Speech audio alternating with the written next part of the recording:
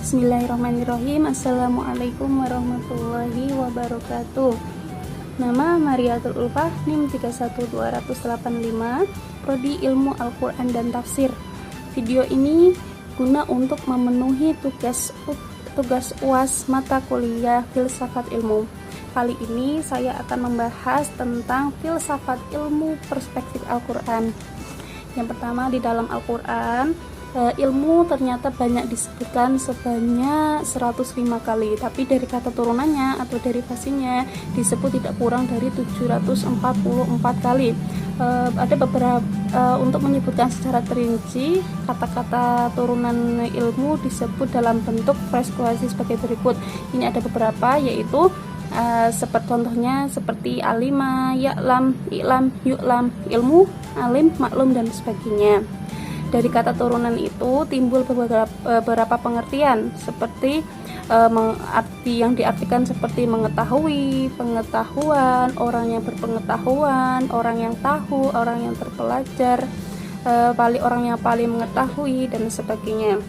Sekarang yaitu sumber ilmu pengetahuan menurut Al-Quran. Yang pertama, alam jagat raya ini yakni semua realitas yang ada di jagat alam semesta merupakan sumber pengetahuan bagi manusia. Pengetahuan tentang realitas alam raya ini dapat dikatakan sebagai pengetahuan empiris. Yang kedua yaitu akal pikiran manusia sendiri. Kalau yang pertama tadi alam jagat raya, yang kedua yaitu akal pikiran manusia itu sendiri, yakni dengan menafsirkan dan mengembangkan fenomena alam menjadi rumusan-rumusan teori ilmu pengetahuan yang berguna bagi manusia. Yang selanjutnya yaitu yang ketiga, sumber pengetahuan yang berasal dari wahyu, yaitu pengetahuan yang diturunkan langsung oleh Tuhan melalui para nabi dan rasulnya, serta kesaksian orang-orang solih yang menjadi para pengikut setianya. Selanjutnya yaitu filsafat ilmu menurut Al-Quran dapat dianalisis menjadi 3 rumus permasalahan.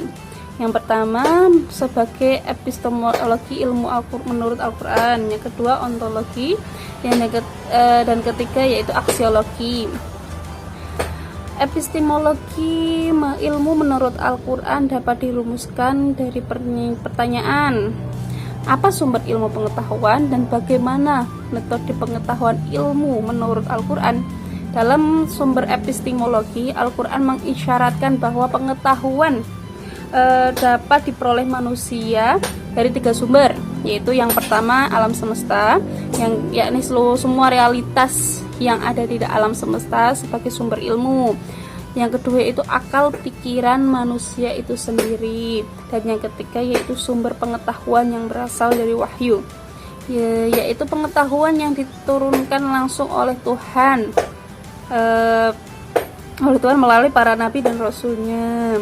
Pengetahuan yang bersumber wahyu lebih tinggi dari sekedar intuisi yang diperoleh oleh para filosof.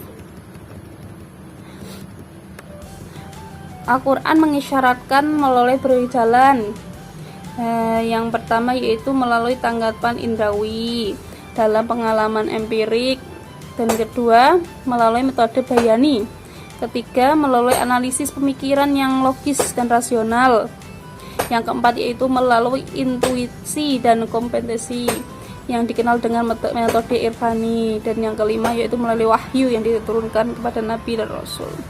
Ontologi ilmu alam menurut Al-Quran adalah untuk menjawab pertanyaan: apa hakikat ilmu, apa objek kajian ilmu, dan bagaimana struktur ilmu menurut Al-Quran. Hakikat ilmu dalam Al-Quran adalah pengetahuan manusia tentang segala yang ada dan mungkin ada, yakni alam fisik maupun metafisik. Berbeda dengan pandangan positifisme yang mengakui ilmu hanya berdasarkan realitas empirik. Karena itu dalam perspektif Al-Quran, ilmu adalah segala pengetahuan manusia, baik yang diperoleh melalui pengalaman empirik ataupun melalui pengalihan pemikiran rasional, melalui kontemplasi pemikiran, maupun melalui wahyu Tuhan. Melalui Lingkungan kajian ilmu dalam Al-Quran tidak terbatas pada ilmu-ilmu akidah, syariah, akhlak, ataupun yang bisa disebut dengan ilmu-ilmu agama, tetapi Al-Quran juga mengandung isyarat berbagai cabang ilmu pengetahuan dan sains seperti sosiologi, antropologi, ekonomi, fisika, biologi, kimia, astronomi, geologi, dan lain-lain sebagainya. Dalam perspektif Al-Quran, ilmu pengetahuan harus selalu dihubungkan dengan nilai guna untuk kemanfaatan bagi manusia dan alam semesta. Sebaliknya, ilmu tidak boleh digunakan untuk membuat kerusakan bagi manusia dan alam semesta. Secara praktis, nilai guna ilmu dihubungkan dengan kedudukan dan tugas eksistensi manusia di muka bumi ini, baik sebagai khalifah maupun sebagai hamba Tuhan. Dalam kedudukannya sebagai khalifah, manusia membutuhkan pengetahuan tentang kepemimpinan, kemasyarakatan, kebudayaan, kealaman, dan pengetahuan praktis yang bersifat profesional, di mana setiap individu satu sama lain saling membutuhkan dan tidak mungkin dimiliki setiap orang, semua orang dalam kedudukan sebagai abid.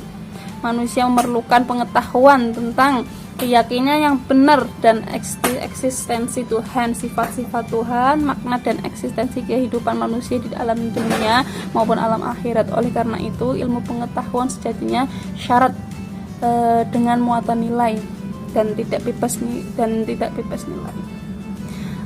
Mungkin cukup sekian video dari saya tentang filsafat ilmu dalam perspektif Al-Quran. Terima kasih. Akhirul kalam. Wassalamualaikum warahmatullahi wabarakatuh.